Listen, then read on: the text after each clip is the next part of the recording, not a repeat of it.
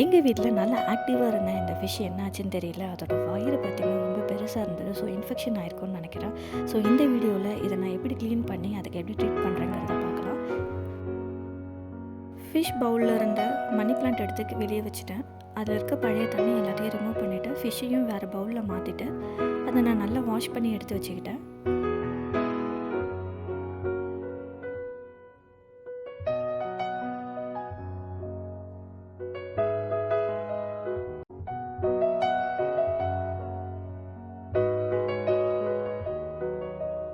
Fish பவுலில் water refill பண்ணிவிட்டு ஃபிஷ்ஷை ட்ரான்ஸ்ஃபர் பண்ணிவிட்டேன்.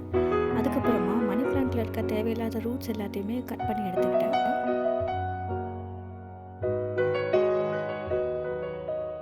மணி பிளான்ட்டை நல்லா வாஷ் பண்ணிவிட்டு திரும்பவும் அதை ஃபிஷ் பவுல்லேயே வச்சுட்டேன். ஃபிஷ் இன்ஃபெக்ஷன் ஆயிருக்குன்னு சொல்லியிருந்தேன் இல்லையா, அதுக்கு இந்த பீட்டா வெல்ஷோர்ன்ற இந்த லிக்விடை 10 லிட்டர்ஸ்க்கு 1 mlன்ற மெஷர்மெண்ட்டில் இதை போட சொல்லியிருக்காங்க. ஸோ இதை யூஸ் பண்ணிவிட்டு இது சரியாகுதா இல்லையான்றதை செக் பண்ணி பார்க்கலாம். ஃபிஷ்ஷு சீக்கிரமாக க்யூர் ஆகிடுங்கிறத நான் நம்புகிறேன். தேங்க்ஸ் ஃபார் வாட்சிங்.